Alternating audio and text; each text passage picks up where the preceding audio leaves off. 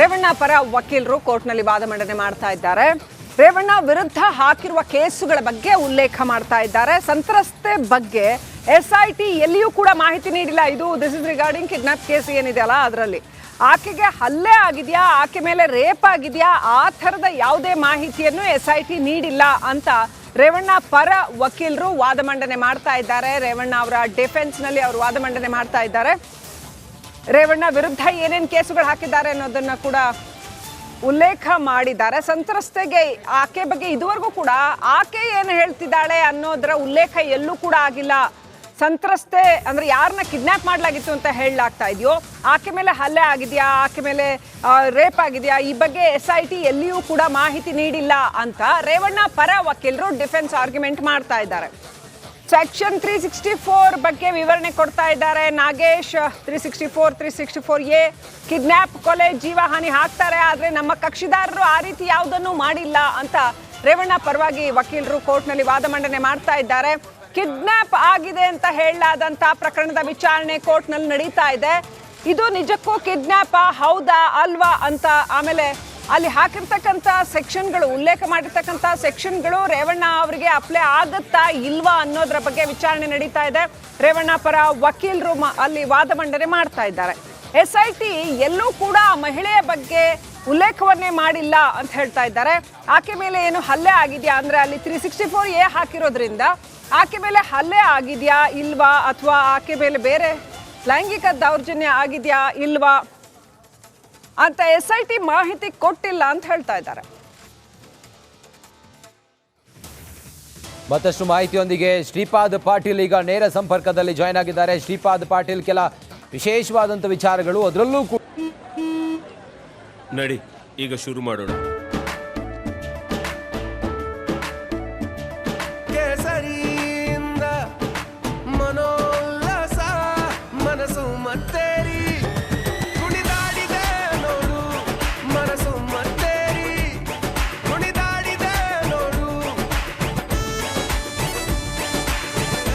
ಕ್ಷಣ ಕ್ಷಣವೂ ಆಚರಿಸಿ ಕೇಸರಿ ಹಬ್ಬ.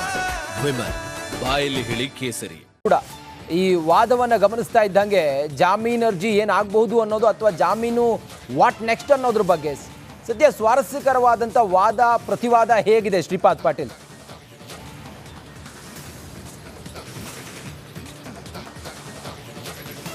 ರಂಜಿತ್, ವೆರಿ ಇಂಟ್ರೆಸ್ಟಿಂಗ್ ಆಗಿ ಇಲ್ಲಿ ವಾದ ಪ್ರತಿವಾದ ನಡೀತಾ ಇರುವಂಥದ್ದು. ಈಗಾಗಲೇ SPP ಹಲವು ವಿಚಾರಗಳನ್ನು ಪ್ರಸ್ತಾಪ ಮಾಡಿ ನಮಗೆ ಆಕ್ಷೇಪಣೆಯನ್ನು ಸಲ್ಲಿಸೋದಕ್ಕೆ ಕಾಲಾವಕಾಶವನ್ನು ಮಾಡಿಕೊಡಿ ಅಂತ ಹೇಳಿದರು. ಇದಕ್ಕೆ ಯಾವುದೇ ಕಾರಣಕ್ಕೂ ಜಡ್ಜ್ ಒಪ್ಪಲಿಲ್ಲ. ಯಾಕೆ ಕಾಲಾವಕಾಶವನ್ನು ಕೊಡಬೇಕು, ಅದಕ್ಕೂ ವ್ಯಾಲಿಡ್ ರೀಸನನ್ನು ಕೊಡಬೇಕಾಗತ್ತೆ. ಈಗಾಗಲೇ ಸಮಯದ ವಿಚಾರವಾಗಿ ಮತ್ತು ಕಲಾಪದ ವಿಚಾರವಾಗಿ ಎಲ್ಲ ವಿವರಣೆಯನ್ನು ಕೊಟ್ಟ ನಂತರವೂ ಕೂಡ ಮತ್ತೆ ನೀವು ಸಮಯವನ್ನು ಕೇಳೋದು ಎಷ್ಟರ ಮಟ್ಟಿಗೆ ಸರಿ ಅನ್ನುವಂತಹ ಪ್ರಶ್ನೆಯನ್ನು ಮಾಡಿದರು. ಕೊನೆಗೂ ಆಕ್ಷೇಪಣೆಯನ್ನು ಸಲ್ಲಿಸಿದಾಗ CV ನಾಗೇಶ್ ಹಿರಿಯ ವಕೀಲರು, ರೇವಣ್ಣ ಪರ ವಕೀಲರು ಹಲವು ಸೆಕ್ಷನ್ಗಳನ್ನು ಇಲ್ಲಿ ಪ್ರಸ್ತಾಪ ಮಾಡಿ ವಾದ ಮಂಡನೆಯನ್ನು ಮಾಡ್ತಾ ಇದ್ದಾರೆ. 364A ವಿಚಾರವಾಗಿ ನಾಗೇಶ್ ಅವರು ಎಳೆಯಾಗಿ ಮಾತಾಡ್ತಾ ಇದ್ದಾರೆ. 364 ಸೆಕ್ಷನ್ ಅಂದರೆ ಏನು, ಇದನ್ನು ಯಾರ ವಿರುದ್ಧವಾಗಿ ಯಾವ ಕಾರಣಕ್ಕಾಗಿ ಹಾಕಲಾಗುತ್ತೆ ಅನ್ನೋದ್ರ ಬಗ್ಗೆ ಅವರು ಪ್ರಸ್ತಾಪವನ್ನು ಮಾಡ್ತಾ ಇರೋದು. ಜೊತೆಗೆ ಆರೋಪಿ ಕಸ್ಟಡಿಯಲ್ಲಿ ಇರುವಂತಹ ಸಂದರ್ಭದಲ್ಲಿ ಜಾಮೀನು ಅರ್ಜಿ ವಿಚಾರಣೆಯನ್ನು ಮಾಡಬಹುದು ಅನ್ನೋದ್ರ ಬಗ್ಗೆಯೂ ಕೂಡ ಇಲ್ಲಿ ಚರ್ಚೆ ಆಗ್ತಾ ಇರೋದು.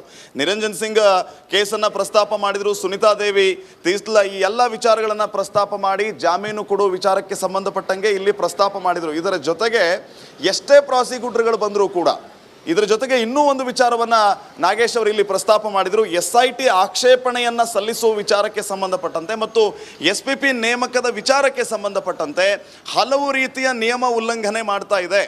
SPP ಆಯ್ಕೆ ವಿಚಾರಕ್ಕೆ ಸಂಬಂಧಪಟ್ಟಂತೆ ಇಲ್ಲಿ ಯಾವುದೇ ನಿಯಮಗಳ ಅನುಸರಣೆ ಆಗ್ತಿಲ್ಲ ಅನ್ನುವಂತಹ ವಿಚಾರಕ್ಕೆ ಒಂದು ಕಡೆ ಆದರೆ, ಇನ್ನೊಂದು ವಿಚಾರವನ್ನು ಪ್ರಸ್ತಾಪ ಮಾಡಿದಂತಹ CV ನಾಗೇಶ್ ಅವರು ಯಾವುದೇ ರೀತಿಯ ವಿಚಾರಗಳನ್ನು, ನಿಯಮಗಳನ್ನು ಉಲ್ಲಂಘನೆ ಮಾಡಿ ಎಷ್ಟೇ ಪ್ರಾಸಿಕ್ಯೂಟರ್ಗಳ ನೇಮಕ ಮಾಡಿದರೂ ಕೂಡ ನಾವು ಎಲ್ಲದಕ್ಕೂ ರೆಡಿಯಾಗಿ ನಿಂತಿದ್ದೀವಿ, ನೀವು ಒಂದು ಸ್ಪಷ್ಟನೆಯನ್ನು ಕೊಡಬೇಕು ಅನ್ನುವಂಥದ್ದನ್ನು ಕೂಡ ಇಲ್ಲಿ ಪ್ರತಿವಾದಿಗೆ ನಾಗೇಶ್ ಅವರು ಹೇಳ್ತಾರೆ. ಈ ಸಂದರ್ಭದಲ್ಲಿ ಸೆಕ್ಷನ್ಗಳ ಬಗ್ಗೆ ಚರ್ಚೆ ಆಗ್ತಾ 364A ಅನ್ನೋದನ್ನು ಯಾರ ಮೇಲೆ ಹಾಕಲಾಗುತ್ತೆ ಅಂತಂದರೆ, ಕಿಡ್ನ್ಯಾಪ್ ಮಾಡೋದು, ಜೀವಹಾನಿ ಮಾಡೋದು, ಅತ್ಯಾಚಾರಕ್ಕೆ ಪ್ರಯತ್ನ ಮಾಡುವಂಥದ್ದು, ಇಂಥವ್ರ ಮೇಲೆ ಕೇಸನ್ನು ಹಾಕಲಾಗುತ್ತೆ. ಆದರೆ ನಮ್ಮ ಕಕ್ಷಿದಾರರು ಈ ಯಾವುದೇ ರೀತಿಯ ಘಟನೆಗೆ ಸಾಕ್ಷಿಯಾಗಿಲ್ಲ ಅಂದಾಗ 364A ಸೆಕ್ಷನನ್ನು ಯಾವ ಕಾರಣಕ್ಕಾಗಿ ಹಾಕಲಾಯಿತು ಅನ್ನುವಂತಹ ಪ್ರಶ್ನೆಯನ್ನು ಮಾಡಿದ್ದಾರೆ. ಇದರ ಜೊತೆಗೆ ಜಾಮೀನು ನೀಡಬೇಕು ಅನ್ನುವಂತಹ ಆಗ್ರಹವೂ ಕೂಡ ಇಲ್ಲಿ ಕೇಳಿ ಬರ್ತಾ ಇದೆ. ಫೈನಲಿ ಈ ಎಲ್ಲ ಸೆಕ್ಷನ್ಗಳ ವಿಚಾರವಾಗಿ ಸದ್ಯಕ್ಕೆ ಇನ್ನೂ ಕೂಡ ವಾದ ಪ್ರತಿವಾದವನ್ನು ಮಾನ್ಯ ಜಡ್ಜ್ ಸಾಹೇಬರು ಆಲಿಸ್ತಾ ಇದ್ದಾರೆ. ಮುಂದೆ ಏನಾಗುತ್ತೆ ಅನ್ನೋದು ಸದ್ಯಕ್ಕಿನ ಇಂಟ್ರೆಸ್ಟಿಂಗ್ ಫ್ಯಾಕ್ಟರ್ ಆಗಿದೆ. ರಂಜಿತ್, ಎಸ್ ಶ್ರೀಪಾದ್ ಪಾಟೀಲ್ ಎಂದು ಬಹಳ ಪ್ರಮುಖವಾಗಿ ಈಗಾಗಲೇ ನಾಗೇಶ್ ಅವರು ಸುಪ್ರೀಂ ಕೋರ್ಟ್ನ ಹಳೆ ಕೇಸ್ಗಳನ್ನೆಲ್ಲ ಈಗ ಉಲ್ಲೇಖ ಮಾಡ್ತಾ ಇದ್ರೆ, ಇದನ್ನೆಲ್ಲ ನೋಡಿದಾಗ ಈಗ ರೇವಣ್ಣ ಅವರಿಗೆ ಎಷ್ಟು ಮಟ್ಟಿಗೆ ಚಾನ್ಸಸ್ ಇದೆ ಅಂತ ಈಗ ಬೇಲ್ ಕೊಡುವಂತ ನಿಟ್ಟಿನಲ್ಲಿ ಅವಾಗ ಡೀಟೇಲ್ಸ್ ಅನ್ನು ಕೊಡೋದಾದ್ರೆ ಶ್ರೀಪಾದ್.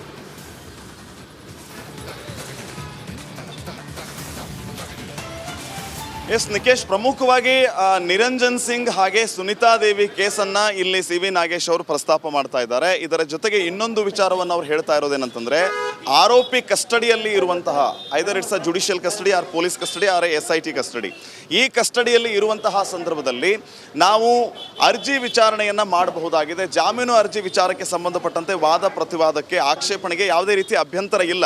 ಆದಾಗ್ಯೂ ಕೂಡ ಸರ್ಕಾರ ಈ ಕೇಸನ್ನ ಅಥವಾ ಈ ಕೇಸ್ಗೆ ಹೆಚ್ಚೇ ಪ್ರಾಧಾನ್ಯತೆಯನ್ನು ಕೊಡ್ತಾ ಇದೆ. ಅದರ ಉದ್ದೇಶ ಏನು ಅಥವಾ ದುರುದ್ದೇಶ ಏನು ಅನ್ನೋದ್ರ ಬಗ್ಗೆ ನಾವಿಲ್ಲಿ ಪ್ರಸ್ತಾಪ ಮಾಡುವಂಥ ಅಗತ್ಯ ಇಲ್ಲ. ಈ ಕೇಸ್ಗೆ ಇಷ್ಟೊಂದು ಪ್ರಾಶಸ್ತ್ಯ ಯಾಕೆ? ಸಾಮಾನ್ಯ ಕೇಸ್ನಂತೆ ಈ ಕೇಸ್ ಕೂಡ ಇದಕ್ಕೆ ಇಷ್ಟೊಂದು ಆದ್ಯತೆಯನ್ನು ಸರ್ಕಾರ ಯಾಕೆ ನೀಡ್ತಾ ಇದೆ ಅನ್ನುವಂತಹ ಪ್ರಶ್ನೆಯನ್ನು ಇಲ್ಲಿ ಅಡ್ವೊಕೇಟ್ CV ನಾಗೇಶ್ ಅವರು ಮಾಡ್ತಾ ಇದ್ದಾರೆ.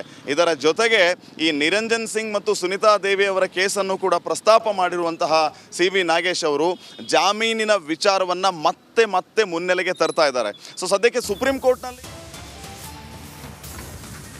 ವಿಮಾನ ಹೈಜಾಕ್ ಪ್ರಕರಣದ ಬಗ್ಗೆ ನಾಗೇಶ್ ಅವರು ಇಲ್ಲಿ ಉಲ್ಲೇಖ ಮಾಡ್ತಾರೆ. ಹೈಜಾಕ್ ಕೇಸ್ನಲ್ಲಿ ಗನ್ ಹಿಡಿದು ಬೆದರಿಕೆ ಹಾಕಿದ್ರು. ಟೆರರಿಸ್ಟ್ ಗನ್ ಹಿಡಿದಿದ್ದಕ್ಕೆ 364A ಹಾಕಲಾಗಿತ್ತು. ಆ ಕೇಸ್ಗೂ ಇಲ್ಲಿನ ಕೇಸ್ಗೂ ಬಹಳ ವ್ಯತ್ಯಾಸ ಇದೆ. ಸಂತ್ರಸ್ತೆ ಎಲ್ಲಿ ಸಿಕ್ಕಿದ್ದಾಳೆ ಎಂಬ ಮಾಹಿತಿಯನ್ನ ನೀಡಿಲ್ಲ. ಸಂತ್ರಸ್ತೆ ಸಿಗದಿದ್ರೆ ಜಾಮೀನು ನಿರಾಕರಿಸಬಹುದು. ನೋಡಿ, ಬಹಳ ಇಂಟ್ರೆಸ್ಟಿಂಗ್ ವಿಚಾರಗಳನ್ನ ಇಲ್ಲಿ ಪ್ರಸ್ತಾಪ ಮಾಡ್ತಾರೆ. ರೇವಣ್ಣ ಅವರ ಕೇಸಿಗೂ ವಿಮಾನ ಹೈಜಾಕ್ ಆಗಿರೋ ಪ್ರಕರಣದ ಕೇಸಿಗೂ ಏನು ವ್ಯತ್ಯಾಸ ಅಂತ ಹೇಳಿದ್ರೆ, ಸಂತ್ರಸ್ತೆಯನ್ನ ಬೆದರಿಸಿ ಅವರನ್ನ ಕಿಡ್ನ್ಯಾಪ್ ಮಾಡಿರೋದು ರೇವಣ್ಣ ಮೇಲಿರುವಂಥ ಆರೋಪ. ಲೈಂಗಿಕ ದೌರ್ಜನ್ಯಕ್ಕೆ ಒಳಗಾಗಿರುವ ಸಂತ್ರಸ್ತೆಯನ್ನ ಕಿಡ್ನ್ಯಾಪ್ ಮಾಡಿರೋದು, ಆಕೆಗೆ ಬೆದರಿಸಿದ್ದ ಕಾರಣಕ್ಕೋಸ್ಕರ 364A ಹಾಕಲಾಗಿತ್ತು, ಈ ಸೆಕ್ಷನ್ ಹಾಕಲಾಗಿತ್ತು. ಇದಕ್ಕೂ ಮತ್ತೆ ಟೆರರಿಸ್ಟ್ ವಿಮಾನ ಹೈಜಾಕ್ ಮಾಡಿರೋ ಪ್ರಕರಣಕ್ಕೂ ಒಂದೇ ಸೆಕ್ಷನ್ ಹಾಕಿದ್ದಾರೆ. ಇದ್ರ ಬಗ್ಗೆ ಎಲ್ಲ ಡಿಫ್ರೆನ್ಶಿಯೇಟ್ ಮಾಡಿ ನಾಗೇಶ್ ಅವರು ಉಲ್ಲೇಖ ಮಾಡ್ತಾ ಇದ್ದಾರೆ.